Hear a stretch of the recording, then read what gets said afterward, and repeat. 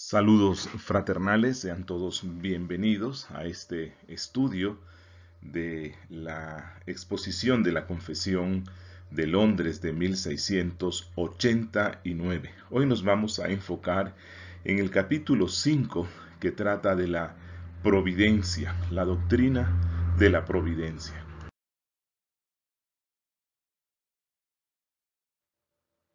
La confesión de fe empieza este capítulo dándonos una definición de lo que es la providencia, explicándonos cuál es el objetivo, el fin de la providencia y el medio que Dios usa para ella.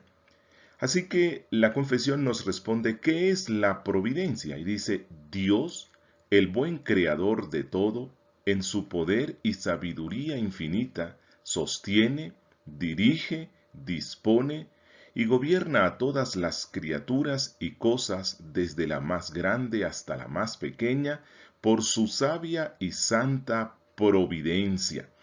Es decir, el que gobierna sobre todas las cosas es el creador de todas las cosas. Y Dios creó todas las cosas con un fin, que fueran para su propia gloria. Por lo tanto, Dios no creó el mundo y luego lo abandonó, dándole unas leyes de la naturaleza para su funcionamiento, como algunos han dicho, sino que Dios, además de crearlo, además de poner leyes en la naturaleza, Dios mismo, con su poder, porque si Él hizo todo es porque Él es poderoso y Él lo sigue siendo hoy, con su poder y sabiduría. Dios es sapientísimo. Dios se encarga de que el mundo siga funcionando al día de hoy conforme a su voluntad perfecta. Si Dios dejara de sostener al mundo un segundo, si Dios dejara de guiar y de gobernar al mundo, este mundo se volvería un caos. Es cierto que hay muchas cosas en la tierra que no están funcionando bien y que cada vez vemos más desórdenes incluso en la naturaleza a causa del pecado del hombre.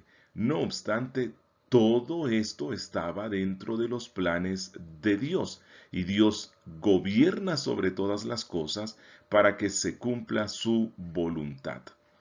Job capítulo 38, versículo 11 dice, y dije al mar, hasta aquí llegarás, y no pasarás adelante, y ahí parará el orgullo de tus olas.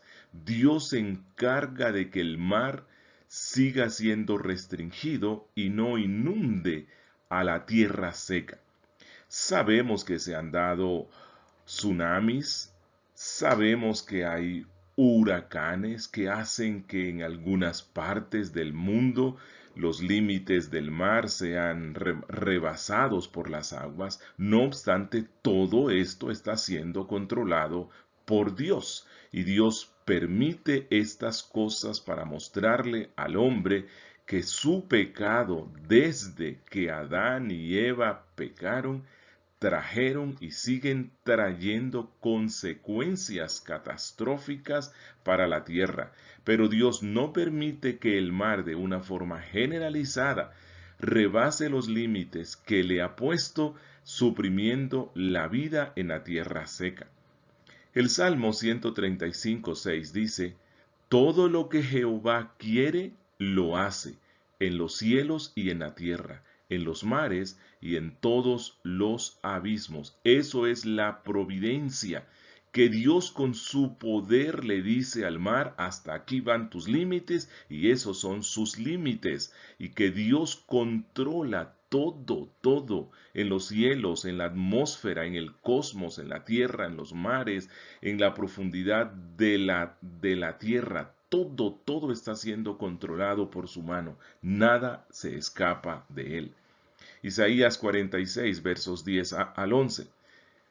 Que anuncio, Dios dice esto, que anuncio lo por venir desde el principio y desde la antigüedad lo que aún no era hecho, que digo, mi consejo permanecerá y haré todo lo que quiero, que llamo desde el oriente al ave y de tierra lejana al varón de mi consejo. Yo hablé y lo haré venir, lo he pensado y también lo haré.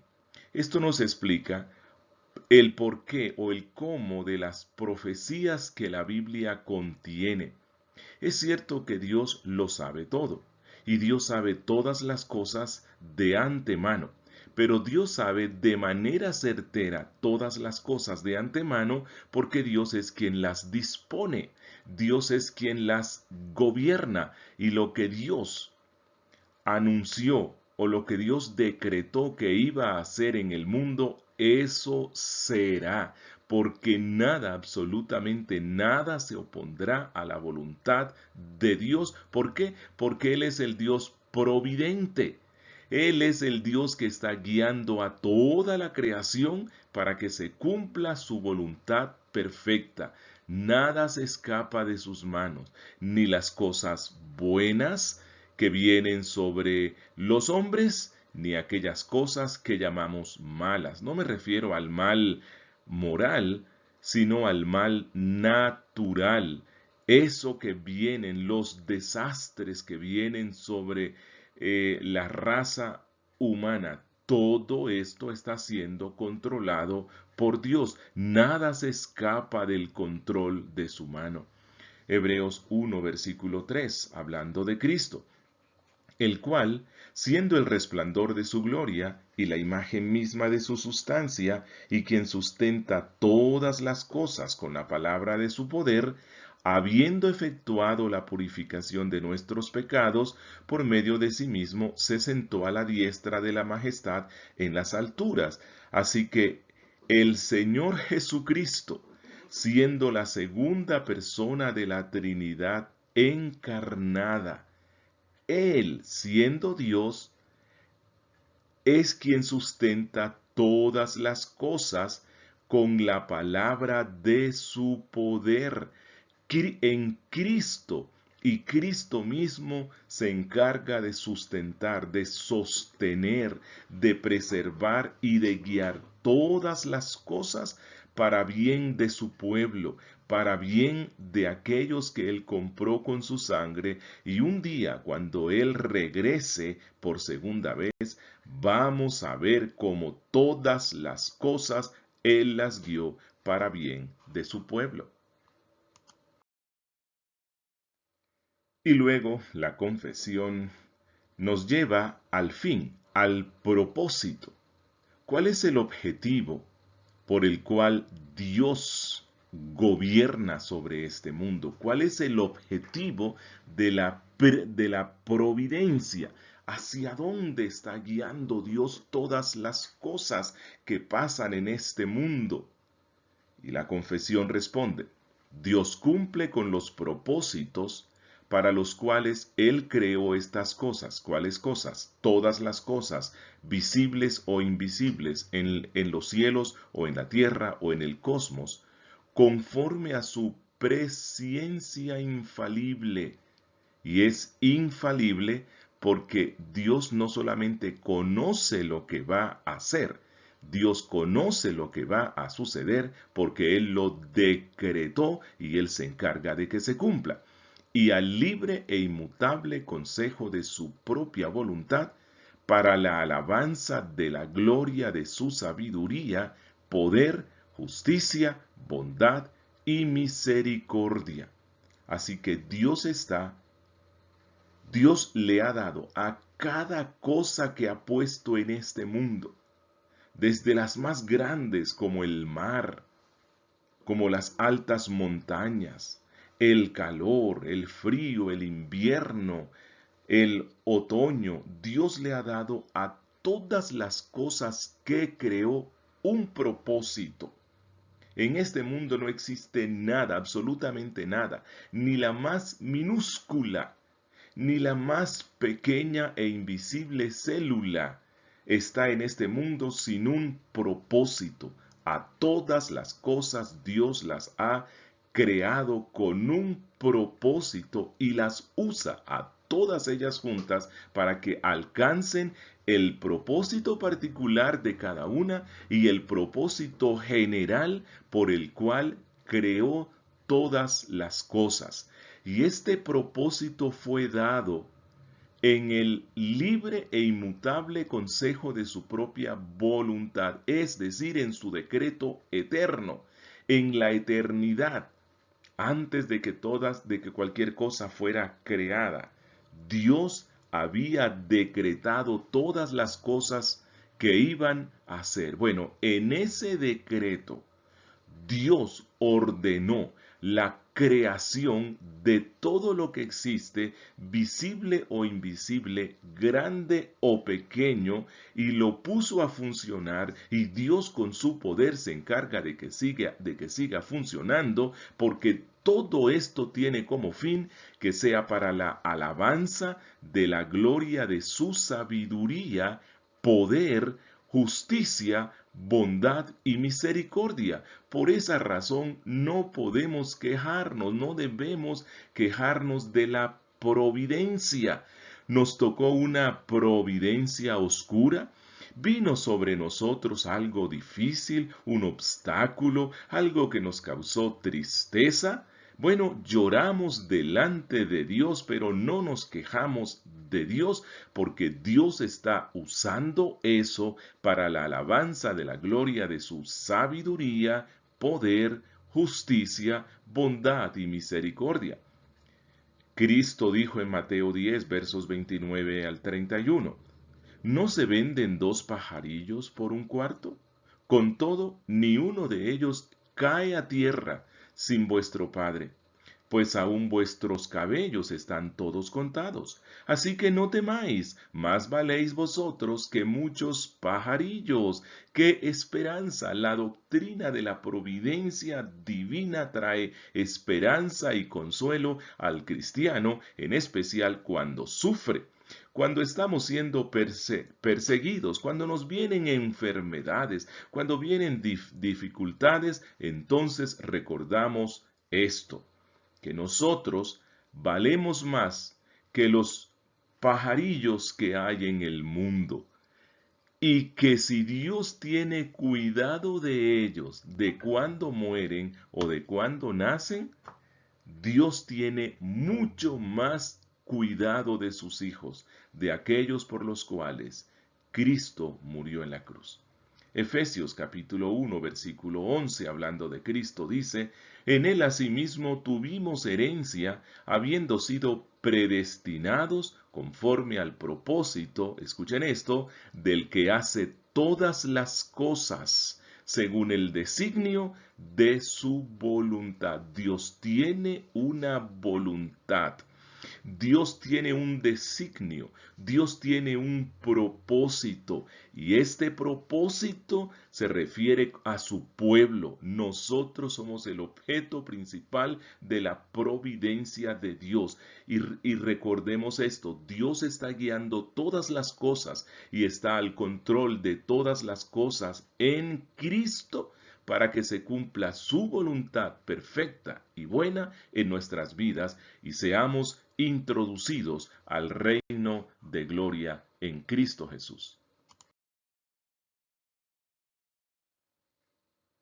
Al estudiar el tema de la providencia y haber conocido ya que Dios es el que se encarga con su poder, sabiduría y de acuerdo a su decreto de gobernar y de guiar todas las cosas para que cumplan el propósito de su voluntad, entonces algunos se preguntarán cosas absurdas como, bueno, o sea que si Dios en su decreto ha determinado que, digamos, el agua queme o el agua no ahogue o que o sea, algo absurdo relacionado con el funcionamiento de las cosas, entonces ¿qué?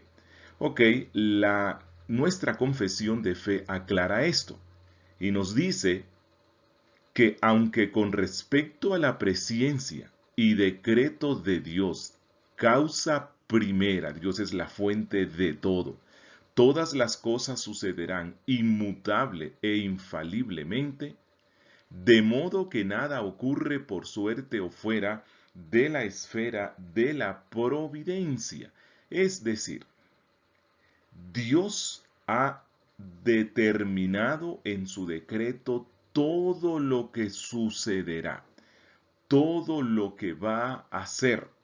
Y Dios guía con su providencia que todas esas cosas cumplan con ese propósito.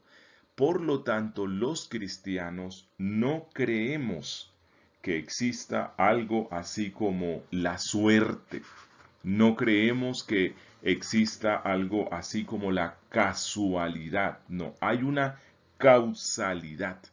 Y esa causalidad es Dios. Dios es la causa de todas las cosas y nada en esta vida sucede por suerte o azar, porque Dios se encarga de que todo cumpla el propósito por el cual lo puso en esta tierra. Pero la confesión nos aclara que las cosas funcionan en esta tierra según la naturaleza de ellas mismas, según la naturaleza que Dios ha puesto en ellas mismas. Entonces, miren esto, Hechos capítulo 2, versículo 23, hablando de la crucifixión de Cristo. A este entregado por el determinado consejo y anticipado conocimiento de Dios, prendisteis y matasteis por manos de inicuos, crucificándole. ¿Qué significa esto? Dios había determinado la muerte por cruz, por crucifixión de su Hijo, que su Hijo iba a ser matado por hombres, que Judas lo iba a entregar. Entonces, como Dios había decretado esto, significa entonces que Dios forzó el corazón noble, bueno, benévolo, misericordioso y humilde de Judas para que actuara codiciosamente vendiendo a su maestro, y Dios forzó la naturaleza buena, pacífica, misericordiosa y justa de los romanos para que se vieran obligados a aplicar una pena de muerte tan cruel como la crucifixión. No, no, no, no. Dios no hizo esto. Dios determinó esto usando la naturaleza normal de Judas, quien era un hombre codicioso, y la naturaleza normal de los fariseos, quienes eran orgullosos, legalistas, que estaban dispuestos a matar a un hombre justo solamente porque él no se ajustaba a sus conceptos y leyes inventadas por hombres y a las tradiciones de los ancianos y por los celos religiosos que provocaba la cantidad de seguidores que tenía Cristo, y Dios usó la naturaleza malvada de los romanos. Él no los forzó a que hicieran algo que iba en contra de su propia naturaleza. Proverbios 16:33 dice: la suerte se echa en el regazo, mas de Jehová es la decisión de ella. Así que nada de lo que pasa en este mundo es por suerte. Incluso aquellas cosas que llaman la suerte, y en la Biblia vemos que algunas cosas, como la elección del reemplazo de Judas, se echaron suertes, en realidad no fue suerte, sino que cuando los hombres echan algo a lo que llaman suerte, y cualquier decisión que se tome o cualquier cosa que nos muestre esa supuesta suerte es la decisión que Dios ha tomado desde su decreto eterno.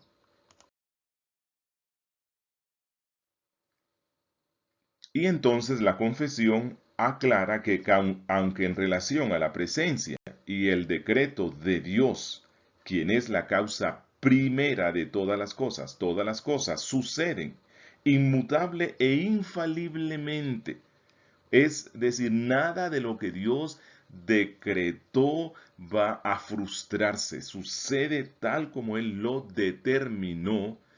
Dice la confesión, sin embargo, por la misma providencia las ha ordenado de tal manera que sucederán conforme a la naturaleza de las causas secundarias, sea necesaria, libre o contingentemente.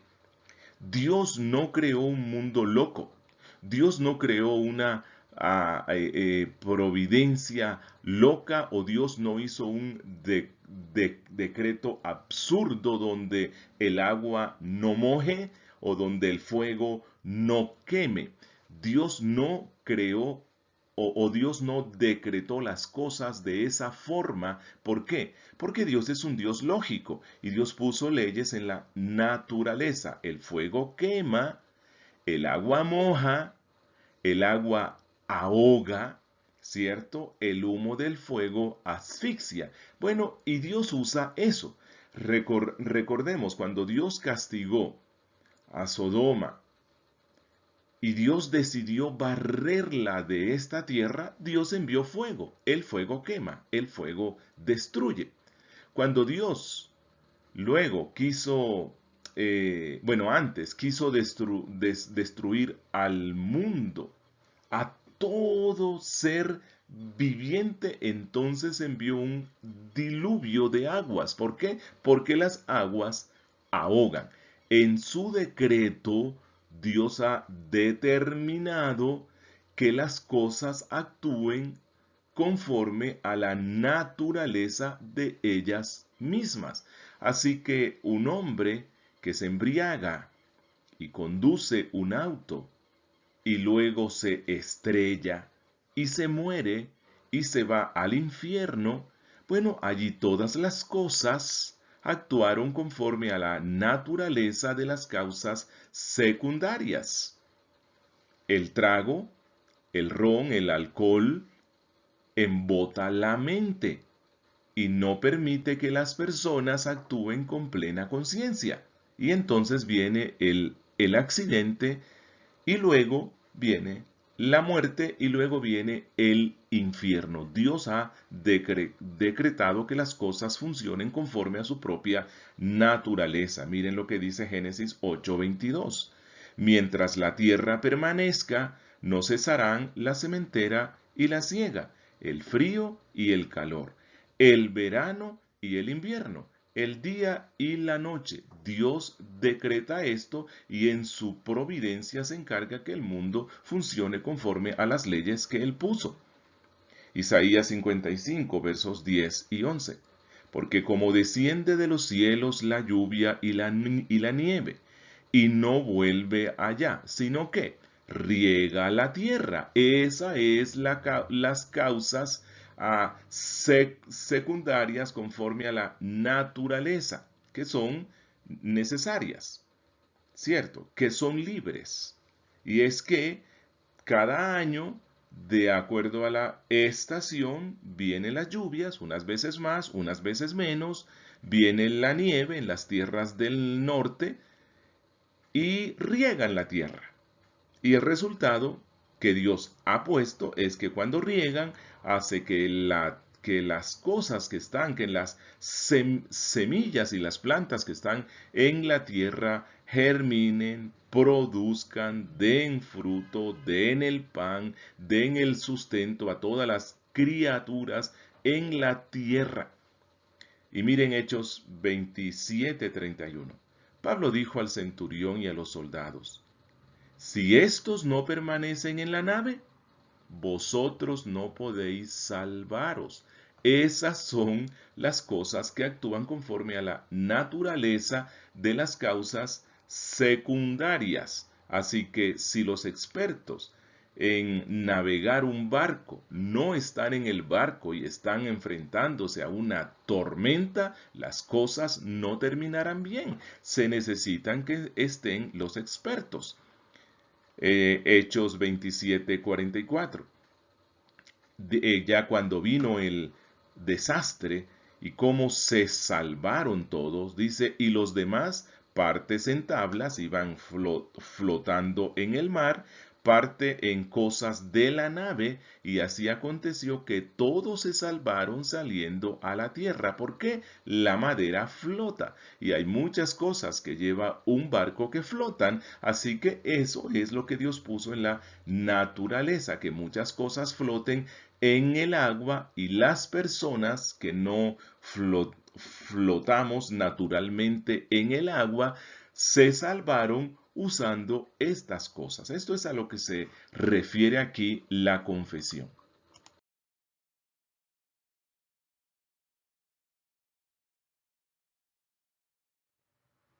Después, la confesión explica que la providencia de Dios hace uso de medios. Y dice, Dios en su providencia ordinaria hace uso de medios. Y lo encontramos de una forma clara en las Sagradas Escrituras, y necesitamos ejemplos. Por ejemplo, cuando Dios quiso castigar al pueblo dándole carne en abundancia, hizo que un viento soplara y ese viento trajo codornices. Cuando Dios, luego del diluvio, deseaba secar la tierra, entonces Dios envió vientos fuertes que empezaron a secarla. Dios hace normalmente uso de medios que Él mismo ha puesto en la naturaleza para que se cumpla el propósito de su decreto al preservar a este mundo. Pero la confesión aclara que a pesar de esto, Dios es libre para obrar sin medios, sobre los medios y contra los medios según le plazca. Entonces Dios ha establecido que el fuego queme. Pero en el caso de estos jóvenes israelitas que estaban en Babilonia, el Señor los protegió en su providencia, actuando en contra de el accionar normal y natural del fuego, de tal forma que no quemó ni siquiera la ropa de estos jóvenes. Así que Dios normalmente usa los medios que Él ha puesto en la creación para que se cumpla su voluntad, pero en ocasiones actúa sin ellos o sobre ellos o contra ellos, y esto es a lo que denominamos milagros, como cuando Jesucristo resucitó de entre los muertos, o cuando Él resucitó a algunos muertos. Cuando viene la muerte, lo natural es que el cuerpo se descomponga y vuelva al polvo. Pero en estos casos Dios obró en contra de esos medios, y esto es a lo que se llaman milagros. Miren lo que dice Daniel 3:27. Sube a la cumbre del Pisga y alza tus ojos al oeste y al norte y al sur y al este, y mira con tus propios ojos, porque no pasarás el Jordán. Disculpe, no es Daniel, sino Deuteronomio 3. Ok, Dios le está diciendo a Moisés que como consecuencia del pecado que cometió Moisés, y también porque la muerte viene normalmente a un hombre anciano, entonces Moisés, la muerte lo tomará aún sin entrar a esa tierra, y él no pasará. Oseas capítulo 1 versículo 7. Mas de la casa de Judá tendré misericordia, y los salvaré por Jehová su Dios, y no los salvaré con arco, ni con espada, ni con batalla, ni con caballos, ni jinetes. Muchas veces Dios salvó a su pueblo de sus adversarios, capacitándoles para que usaran todos los medios bélicos y se enfrentaran con estos pueblos y los vencían. Pero en muchas ocasiones Dios no usó de esos medios ordinarios, sino extraordinarios, como en aquella oportunidad cuando Dios hizo que del cielo cayeran piedras, un granizo tan fuerte que derrotó y venció a los enemigos del pueblo de Israel. Romanos capítulo 4 versos 19 y 21. Y no se debilitó en la fe Abraham al considerar su cuerpo, que estaba ya como muerto, siendo de casi 100 años, o la esterilidad de la matriz de Sara. Tampoco dudó por incredulidad de la promesa de Dios, sino que se fortaleció en fe, dando gloria a Dios, plenamente convencido de que era también poderoso para hacer todo lo que había prometido. Normalmente, para que nazca un niño en esta tierra, entonces Dios usa a los medios, que son un hombre joven, una mujer joven, fértil, y entonces la célula más masculina fecunda a la célula femenina y el cuerpo está apto para empezar a producir todo lo que se necesita para el crecimiento del feto, luego el crecimiento del bebé para que dé a luz, y el cuerpo por sí mismo tiene la capacidad de amamantar. Pero en el caso de Sara y Abraham, todo esto fue extraordinario, fue milagroso. Ella ya no tenía la capacidad de concebir, uno, porque era naturalmente estéril, y dos, porque ya era muy anciana, pero Dios milagrosamente operó en el cuerpo de esta anciana de tal forma que, en contra de lo normal, de la naturaleza de una dama de casi 100 años, ella concibió, tuvo la fuerza para dar a luz y tuvo la fuerza para amamantar, una anciana de casi 100 años. Esto es a lo que se refiere la confesión, que Dios usa la providencia, o sea, Dios en su providencia usa los medios que ha puesto en la naturaleza, normalmente, pero en ocasiones extraordinarias, Dios actúa sin los medios o en contra incluso de los medios. Y esto es a lo que denominamos milagros.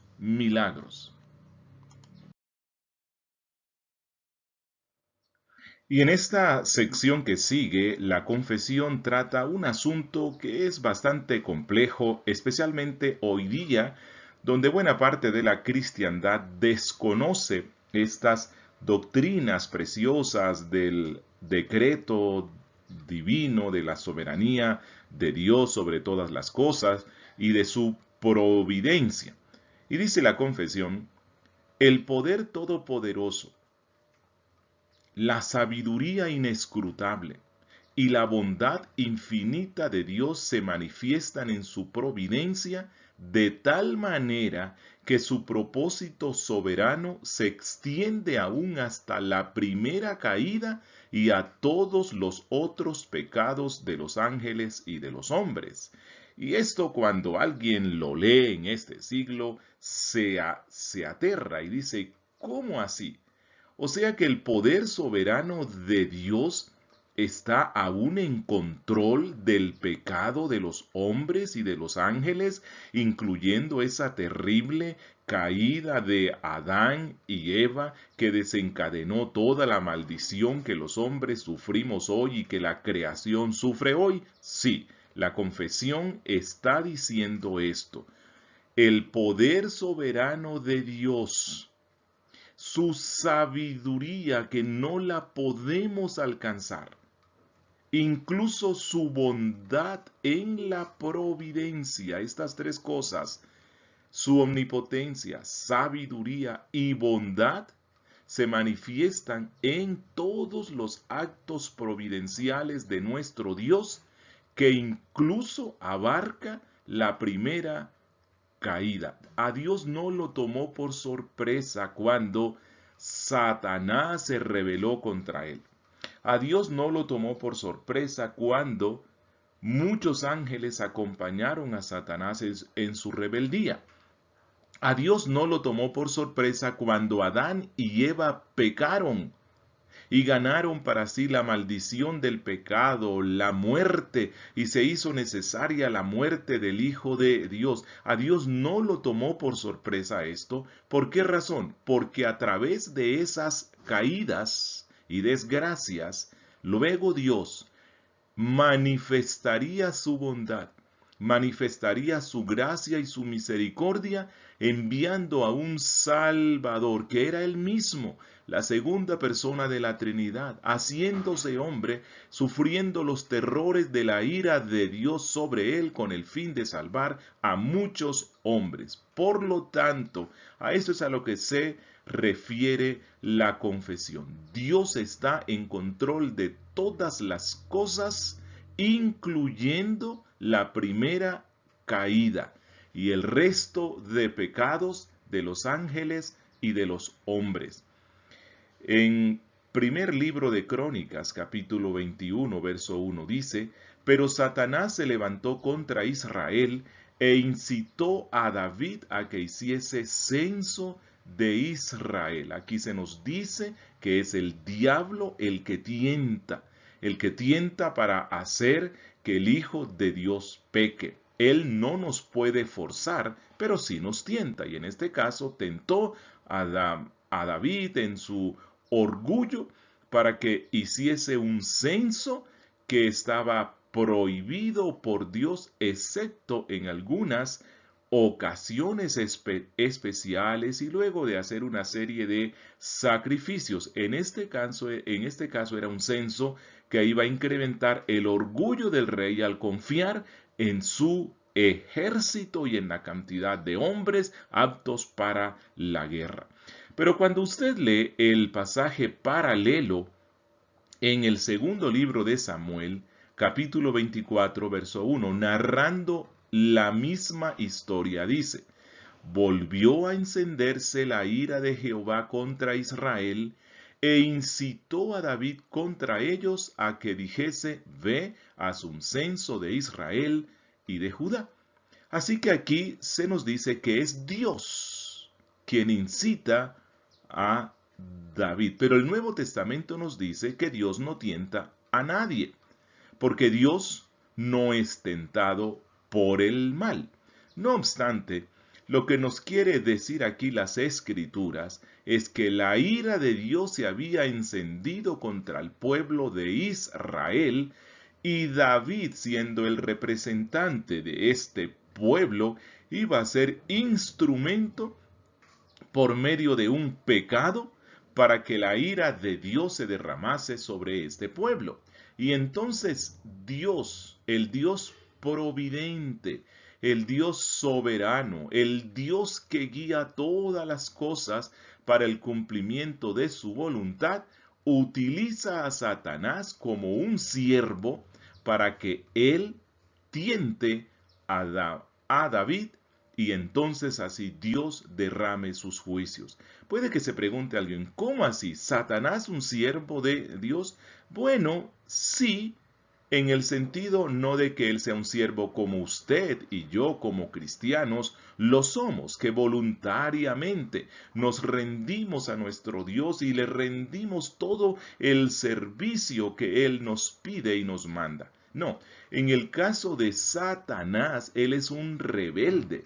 Él quiere hacer toda la oposición posible a Dios, y Dios le permite que haga toda la oposición que desee hacer y que Dios en su soberana voluntad ha determinado que pase para que se cumpla así sus propósitos.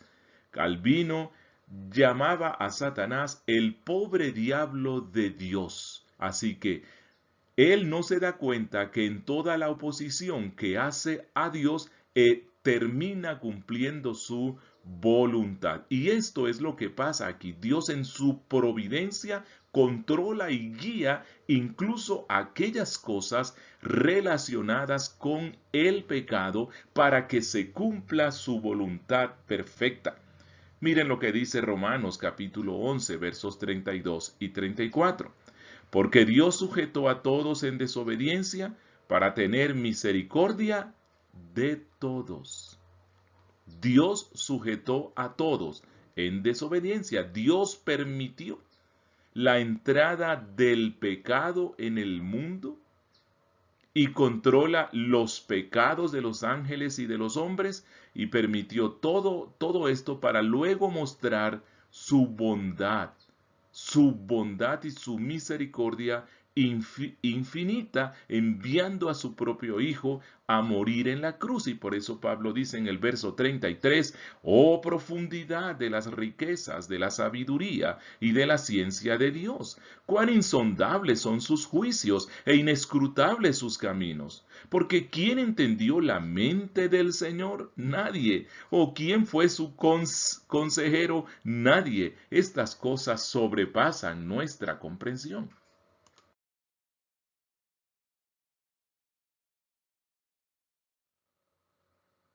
Pero que nadie se confunda al respecto, pues es muy fácil caer en alguna mala interpretación sobre esto que la confesión dice. Por lo tanto, continúa afirmando, y esto no solo por un mero permiso, sino que Él sabia y poderosamente limita, ordena y gobierna en varias formas las acciones pecaminosas, de tal manera que éstas llevan a cabo sus designios santos, pero de tal modo que lo pecaminoso procede sólo de la criatura y no de Dios, quien es justísimo y santísimo, y por eso no es ni puede ser el autor o aprobador del pecado. Así que nadie se confunda pensando que la confesión o que los cristianos reformados estamos afirmando que Dios es el autor del pecado. No, Dios controla todas las cosas,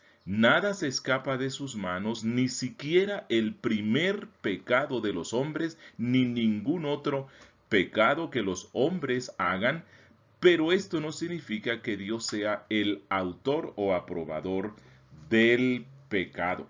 El gran comentarista de la Confesión de Fe de Westminster, por cierto, confesión de la cual nuestra confesión bautista toma mucho, Archibald Alexander Hodge, hablando sobre este párrafo, dice que esta sección no pretende explicar la naturaleza de aquellas acciones providenciales de Dios que tienen relación con el origen del pecado en el universo moral y con la dirección de los actos pecaminosos de las criaturas, sino que sienta simplemente hechos importantes con respecto a la relación de la providencia de Dios con los pecados de sus criaturas, cuyos hechos los encontramos revelados en las Escrituras. Y estos hechos son, primero, Dios no solamente permite los actos pecaminosos, sino que Él los dirige y gobierna según la determinación de su propio propósito. Esto es claro en la Biblia. Segundo, lo pecaminoso de tales acciones depende solo del agente pecador y Dios en ningún caso es el autor del pecado ni lo aprueba jamás. Y sigue diciendo Hodge, lo mismo, las acciones pecaminosas que cualquiera otras se declaran en la Escritura que ocurren por el permiso de Dios y conforme a su propósito, de tal manera que lo que los hombres malvados hacen, se dice que Dios lo ordena, como en Génesis 45, versos 4 y 5, en Éxodo 7, 13 y 14. Dios restringe y gobierna a los hombres en sus pecados. Salmo 76, 10, segundo libro de Reyes 19, 28, y gobierna tales pecados para dirigirlos hacia el bien. Hechos 3, 13, Génesis 50, 20. Y segundo, la providencia de Dios lejos de dar su aprobación o de causar el pecado, se ocupa constantemente en prohibirlo por medio de leyes positivas, o bien desalentando al pecador en la comisión del mal, o ya por amenazas o castigos temporales, restringiéndole y gobernándole para darle dirección aún contra su mala naturaleza hacia el bien. Hasta aquí la cita de Archibald Alexander Hodge. Miren, en segundo libro de Reyes, el capítulo 19, verso 28 dice, por cuanto te has airado contra mí, por cuanto tu arrogancia ha subido a mis oídos, yo pondré mi garfio en tu nariz y mi freno en tus labios, y te haré volver por el camino de donde viniste. Dios controlando los pecados de los gobernantes malvados. El Salmo 50:21. Estas cosas hiciste y yo he callado. Pensabas que de cierto sería como tú, pero te reprenderé y las pondré delante de tus ojos. Dios controla, guía y evita que los hombres pequen más de lo que pueden pecar, y para esto Dios usa sus castigos, Dios usa sus amenazas. Salmo 76:10. Ciertamente la ira del hombre te alabará. Tú reprimirás el resto de las iras. Cuando Dios castiga a los hombres por sus pecados, la ira de nuestro Dios es exaltada. Y Dios reprime el avance de la maldad de los hombres. Eso es a lo que se refiere la confesión, cuando Dios en su providencia gobierna, limita, ordena en varias formas las acciones pecaminosas de los hombres. Isaías 10:12. Pero acontecerá que después que el Señor haya acabado toda su obra en el monte de Sión y en Jerusalén, castigará el fruto de la soberbia del corazón del rey de Asiria y la gloria de la altivez de sus ojos. Dios usaba los deseos malvados de estos reyes de controlar al mundo para castigar a algunas naciones, para castigar incluso a su pueblo. Eso es a lo que se refiere la providencia, cuando Dios limita, ordena y gobierna las acciones pecaminosas, pero de tal manera que Dios no es el autor del pecado. Así que luego que Dios usaba, dándole vía libre, por decir así, o dejando de restringir aquello que impedía que estos gobernantes malvados destruyeran naciones, y efectivamente iban como una forma de castigar Dios a estas naciones. Luego Dios usaba a otras naciones para castigar a estos imperios malos. Dios controla todas las cosas. Primera de Juan 2:16, porque todo lo que hay en el mundo, los deseos de la carne, los deseos de los ojos y la vanagloria de la vida, no proviene del Padre, sino del mundo. Dios no es autor del pecado, aunque lo controla. Una prueba clara de esto que hemos dicho es lo que está escrito en Isaías capítulo 10, versículos 6 y 7.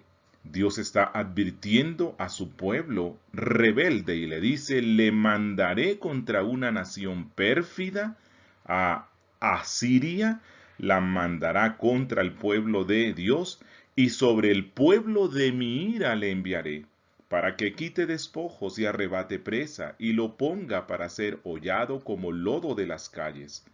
Aunque él no lo pensará así, ni su corazón lo imaginará de esta manera, sino que su pensamiento será desarraigar y cortar naciones no pocas.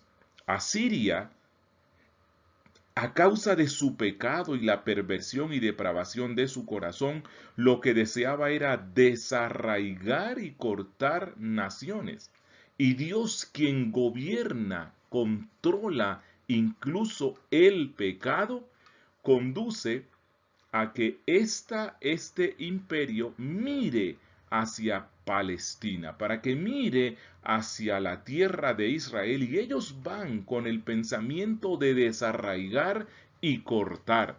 Pero en realidad Dios los usará para que quiten despojos y arrebaten presa y sean una manifestación de la ira de Dios. En este sentido es que la confesión dice que Dios sabia y poderosamente limita, ordena y gobierna en varias formas las acciones pecaminosas.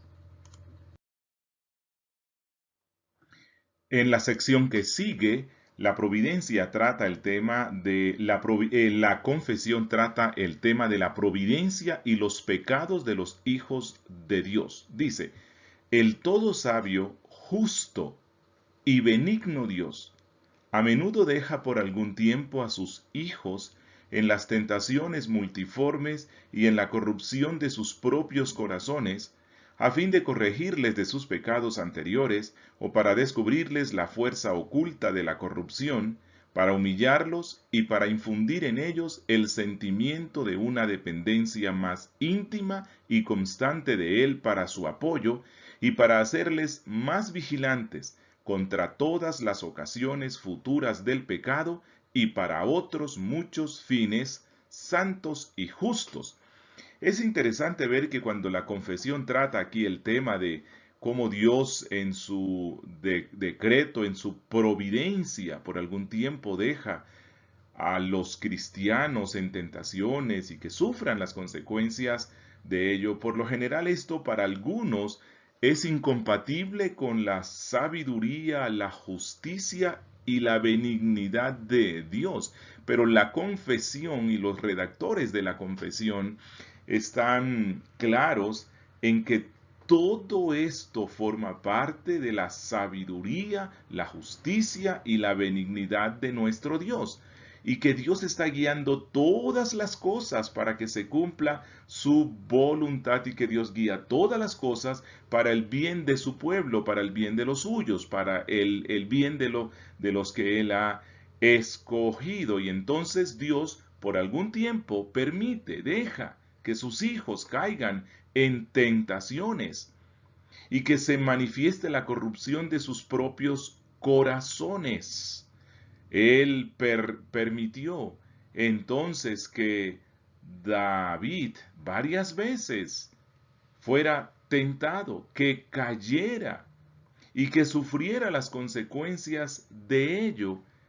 Y en todo esto Dios no buscaba la destrucción de él, sino que él se diera cuenta, que el rey se diera cuenta de que él necesitaba depender totalmente de Dios. Y entonces Dios usa esas tentaciones que permite en la vida de su pueblo y esas caídas que permite en su pueblo para que se dé cuenta que aún hay una corrupción interna, que necesitan confiar más en la gracia, necesitan mortificar más el pecado, también para humillarlos. El salmista pudo decir que él estaba agradecido con Dios porque le permitió pasar por varias situaciones en las cuales aprendió la humildad, y para infundir en ellos el sentimiento de una dependencia más íntima y constante de Él para su apoyo, para que sean más vigilantes contra las ocasiones futuras del pecado. Y esto es muy claro en las sagradas escrituras, y todas las veces que Dios permitió que sus hijos cayeran, que se dieran a la tentación y sufrieran las consecuencias de ellas, fue con este fin. Pero que nadie piense entonces, ok, voy a exponerme a la tentación y al pecado, porque Dios usará eso luego para un bien más grande. Es cierto que Dios usa nuestras caídas incluso para luego darnos un bien más grande, pero recuerden, cada caída tiene sus consecuencias, consecuencias temporales en esta vida, duras, difíciles David, cuando él cae en adulterio, luego vienen consecuencias terribles. Sus huesos se secaron cuando no confesó. Luego viene la vergüenza de la confesión. Luego su propia familia, sus propios hijos caen en aberraciones sexuales.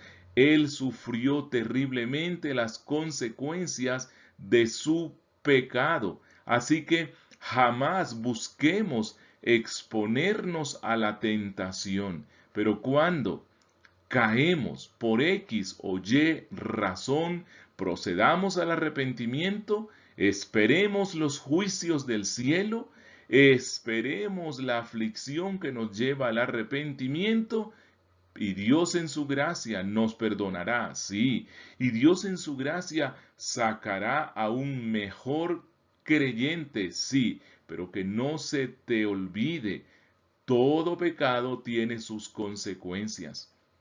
Miren lo que está escrito en segundo libro de Crónicas, capítulo 32, versos 26 y 31. Pero Ezequías, después de haberse enaltecido su corazón, se humilló, él y los moradores de Jerusalén, y no vino sobre ellos la ira de Jehová en los días de Ezequías. Mas en lo referente a los mensajeros de los príncipes de Babilonia, que enviaron a él para saber del prodigio que había acontecido en el país, Dios lo dejó para probarle, para hacer conocer todo lo que estaba en su corazón. Dios acaba de tener una gran misericordia con este rey y el pueblo. Y entonces Dios impide que un imperio entre, llegue y los destruya. Y Dios especialmente los sana de una enfermedad. Él estaba prácticamente, Dios le dice, prepárate porque vas a partir. Pero este rey invoca el nombre de Dios, se humilla, se arrepiente, Dios lo sana. Dios le concede 15 años más de vida. Pero luego, ¿qué pasa? Esperaría uno que él fuera agradecido completamente con Dios y no se diera al mal. Pero luego vienen unos príncipes de Babilonia y a este rey que había sido humillado y que había sido restaurado por Dios, una vez más cae en el orgullo y entonces le muestra todos los tesoros, todas las riquezas de Jerusalén a los príncipes de Babilonia, y Dios luego por el profeta le dice, por cuanto esto hiciste, entonces este mismo pueblo al cual le mostraste todo lo que le mostraste, se lo llevarán y van a destruir a Jerusalén. Así actúa Dios para el bien de su pueblo. Dios conoce el corazón de cada uno de sus hijos y sabe si hay orgullo, arrogancia o cualquier otra clase de pecados y permite que la tentación venga y permite que el pecado venga y Dios envía sus castigos y sus juicios. Hay un tiempo de aflicción, hay un tiempo de sufrimiento y luego Dios saca a un mejor cristiano. Así actúa la providencia de Dios. Y al finalizar este párrafo, hay una declaración que es de mucho consuelo para los cristianos. Dice, por consiguiente, su santo y justo propósito, el de Dios, es obrado de tal forma que todo lo que ocurre a sus elegidos es según su designio, para su gloria y para el bien de ellos. Absolutamente todas las cosas que pasan en la vida de un salvo, siendo que son guiadas, controladas por el sapientísimo y benigno consejo de nuestro Dios, terminan siendo de bien para el pueblo y para la gloria de Dios.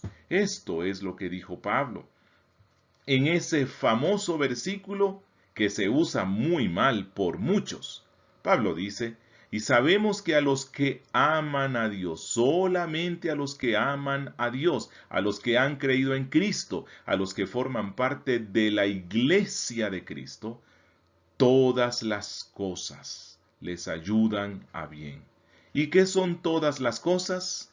Aquellas que consideramos buenas, aquellas que consideramos malas, aquellas que consideramos positivas, aquellas que consideramos negativas, aquellas que nos causan alegrías, aquellas que nos causan tristeza. Todas ellas ayudan a bien. ¿A cuál bien? Al bien eterno, a nuestra salvación, a nuestra santificación, a los que conforme a su propósito son llamados, es decir, todas las cosas ayudan para bien en la providencia de nuestro Dios a los que han sido elegidos por Dios para salvación. En esta penúltima sección del capítulo sobre la providencia, la confesión trata el tema de la providencia y los pecados de los réprobos, y empieza afirmando en cuanto a aquellos hombres malvados e impíos, a quienes Dios como juez justo ha cegado y endurecido a causa de sus pecados anteriores, no sólo les retira su gracia por la cual podrían haber alumbrado sus entendimientos y ejercitado sus corazones, sino también algunas veces les retira los dones que ya tenían. ¿Qué significa esto? Bueno, que Dios en su providencia, en la forma como guía y sostiene a este mundo, actúa de una forma distinta con el caso de los réprobos, de aquellos que no fueron elegidos en el decreto de predestinación, de aquellos que no forman parte de los que van a poner su fe en Cristo. Bueno, estos réprobos se les llama malvados e impíos. ¿Por qué? No porque Dios los creó malvados e impíos, porque la Biblia dice que Dios hizo al hombre bueno, pero él buscó muchos males, buscó muchas perversiones.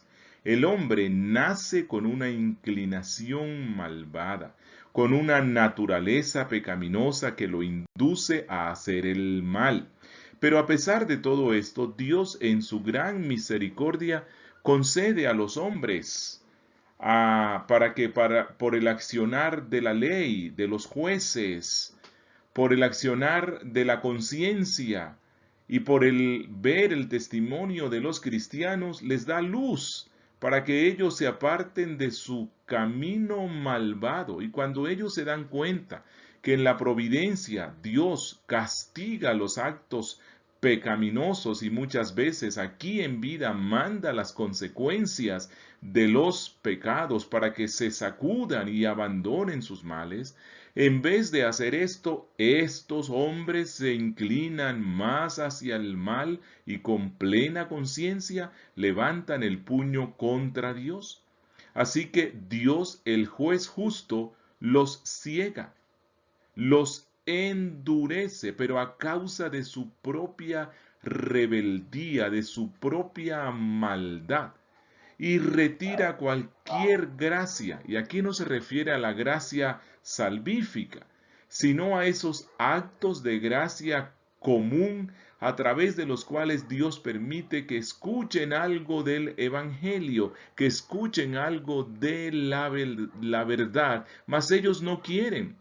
Y entonces, como no quieren y se entregan más al pecado, Dios les quita incluso aún esos rayos o destellos de la gracia, para que así ellos no tengan entendimiento y no ejerciten sus corazones. E incluso a algunos de estos hombres Dios les ha dado dones. Aquí no los vayan a confundir con los dones espirituales que Dios da a su pueblo para la edificación de los santos. No, estos son dones en su gracia común que terminan beneficiando a la humanidad, y a algunos Dios les ha dado ciertos dones y talentos que pudieran haberlos usado para la gloria de Dios, pero no lo quieren hacer y entonces Dios los abandona en la miseria de sus maldades. Vamos a ver lo que dice las Escrituras. Deuteronomio capítulo 29, versículo 4 dice: Pero hasta hoy Jehová no os ha dado corazón para entender, ni ojos para ver, ni oídos para oír. Esto nos muestra cómo Dios actúa en los elegidos, en los salvos. La gente que se salva ¿por qué? No porque quisieron creer en Dios, no porque ejercieron lo que algunos llaman el libre albedrío y entonces tomaron la decisión de irse por el camino del bien. No, los que se salvan porque Dios en su gran misericordia quita la dureza del corazón de ellos, quita la ceguera de sus ojos espirituales, destapa sus oídos sordos y les da el colirio del espíritu para que puedan ver. Y aquellos que se pierden por la dureza de su corazón y porque Dios no les da, oigan esto, no les da el poder espiritual para entender, ni ojos para ver, ni oídos para oír. Dios solamente hace esto con los elegidos. Mateo capítulo 13, versículo 12. Porque a cualquiera que tiene se le dará y tendrá más, pero al que no tiene y que no hace crecer lo que tiene, sino que más bien actúa de una forma mezquina, rebelde, no quiere darle a Dios absolutamente nada, entonces aún lo que tiene, a pesar de que no tiene nada, aún lo que tiene le será quitado. Romanos capítulo 1 versos 24 al 26 y 28. Por lo cual también Dios los entregó a la inmundicia en las concupiscencias de sus corazones, de modo que deshonraron entre sí sus propios cuerpos. Por esto Dios los entregó a pasiones vergonzosas, pues aun sus mujeres cambiaron el uso natural por el que es contra naturaleza, y como ellos no aprobaron tener en cuenta a Dios, Dios los entregó a una mente reprobada para hacer cosas que no convienen. ¿Cuándo los entregó Dios a una mente reprobada? Cuando ellos, habiendo conocido el poder de Dios a través de la creación, en vez de adorar al Creador, decidieron adorar a la criatura, volverse idólatras, adorar al sol, a la luna, a los lagos, los mares, y entonces a causa de esa rebeldía, Dios les quita cualquier destello de gracia y los deja a que anden en sus propias concupiscencias. Esto es lo que hace Dios con los réprobos en su providencia. Y sigue afirmando la confesión y los deja expuestos a estos réprobos, a objetos que son causa de pecado debido a la corrupción humana y a la vez les entrega a sus propias concupiscencias, a las tentaciones del mundo y al poder de Satanás. Por eso es que la Biblia habla de Satanás como el Dios de este siglo. Él no es el Dios de este mundo. Él no es el Dios. Él no es Dios sobre el mundo, pero Dios le entrega a los réprobos, a estos malos, impíos, que no proceden al arrepentimiento. Y entonces esto es lo que la Biblia afirma una y otra vez. Miren Deuteronomio 2:30. Mas Sehón, rey de Hesbón, no quiso que pasásemos por el territorio suyo, porque Jehová tu Dios había endurecido su espíritu y obstinado su corazón para entregarlo en tu mano, como hasta hoy. Cuando Dios quiere castigar aún más al impío, entonces le quita cualquier restricción o le quita las restricciones que su gracia común impone sobre los hombres para que no caigan en más maldades, así que Dios les quita esa restricción y estos se endurecen aún más, se volcan aún más contra Dios y a practicar el mal, pero cuando Dios deja que una persona o una sociedad tenga más libertades para hacer el mal, es porque el juicio de esa persona o de esa nación o de ese pueblo está cerca. Segundo libro de Reyes, capítulo 8, verso 12. Entonces le dijo a Asael: ¿por qué llora mi señor? Y él respondió: porque sé el mal que harás a los hijos de Israel. A sus fortalezas pegarás fuego, a sus jóvenes matarás a espada, y estrellarás a sus niños, y abrirás el vientre a sus mujeres que estén encinta. ¿Por qué el profeta supuesto? Porque Dios se lo reveló. ¿Por qué se lo reveló Dios? Porque Dios iba a restringir o más bien Dios iba a quitar aquello que restringía que Asael hiciera más mal en ese momento, y una vez que Dios quitara la restricción, iba a atacar al pueblo santo. Segunda Tesalonicenses capítulo 2 versos 10 al 12, hablando del hombre de desafuero o el hombre de pecado o el hijo de iniquidad o el anticristo, dice: y con todo engaño de iniquidad para los que se pierden, por cuanto no recibieron el amor de la verdad para ser salvos.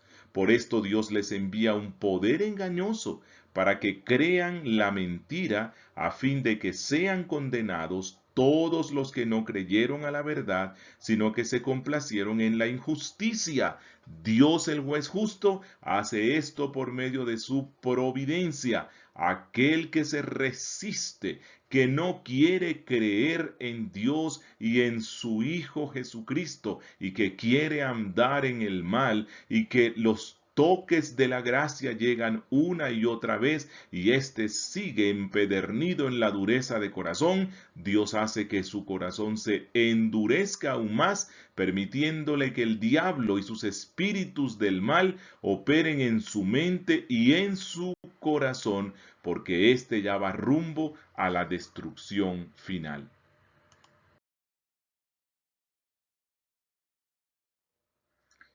Y concluye esta sección de la confesión diciendo: y a la vez les entrega sus propias concupiscencias, a las tentaciones del mundo y al poder de Satanás, de donde sucede que se endurecen bajo los mismos medios que Dios emplea para ablandar a los demás. Es decir, la situación de estos réprobos es tan terrible que aquellos medios que Dios usa para ablandar el corazón de muchos, como la predicación del Evangelio, bueno, la predicación del Evangelio para estos hombres se convierte en algo que los endurece aún más, que los lleva a repeler y a odiar a Dios aún más, porque su destrucción es cierta y está cerca. Eso fue lo que pasó con Faraón. Éxodo capítulo 8 versos 15 y 32. Pero viendo Faraón que le habían dado reposo, que Dios en su gracia común le quitó las terribles plagas, en vez de él, al ver la misericordia, convertirse, creer en Dios y dejar que su pueblo se fuera, bueno, eso que fue un acto de bondad de Dios, dice, endureció su corazón y no los escuchó como Jehová lo había dicho. Y en el verso 32, mas Faraón endureció aún esta vez su corazón y no dejó ir al pueblo. Actos de la misericordia de Dios en el caso del incrédulo serán usados para su propia condenación, porque en vez de agradecer y vivir para Dios a causa de esas misericordias, se entrega aún más al pecado. Isaías capítulo 6 versos 9 y 10. Y dijo: anda y di a este pueblo, oíd bien y no entendáis. ¿Y qué estaban oyendo ellos? El Evangelio, las profecías que dan vida. Ved por cierto, mas no comprendáis. Engruesa el corazón de este pueblo y agrava sus oídos y ciega sus ojos, para que no vea con sus ojos, ni oiga con sus oídos, ni su corazón entienda, ni se convierta y haya para él sanidad. Así actúa Dios con los réprobos. El Evangelio entonces, en los electos, produce conversión, salvación, arrepentimiento. en aquellos réprobos que han endurecido su corazón contra Dios, produce juicio y condenación, porque éstos, en vez de ablandarlos, se endurecen aún más.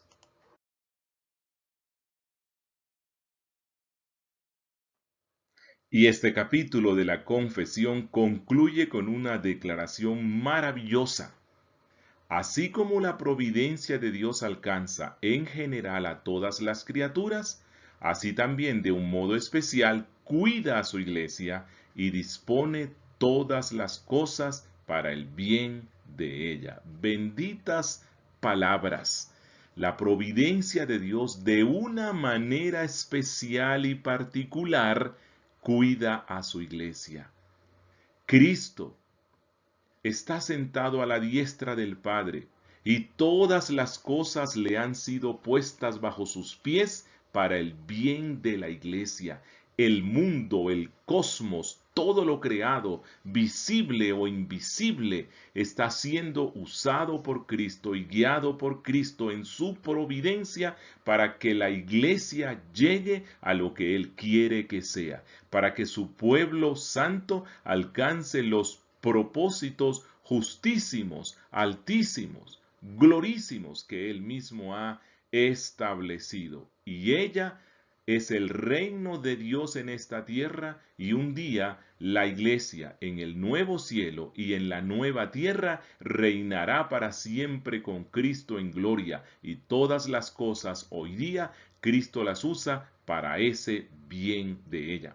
Por eso Pablo dice en Primera a Timoteo 4:10, que por esto mismo trabajamos y sufrimos oprobios, porque esperamos en el Dios viviente, que es el Salvador de todos los hombres, mayormente de los que creen. Por eso los cristianos, los pastores, misioneros, predicadores, soportamos cualquier oprobio de los hombres, porque Cristo está guiando todas las cosas para bien de su pueblo. Isaías 43, 3 y 5, al 5. Porque yo, Jehová, Dios tuyo, el Santo de Israel, soy tu Salvador. A Egipto he dado por tu rescate, a Etiopía y a Seba por ti. Porque a mis ojos fuiste de gran estima, fuiste honorable y yo te amé.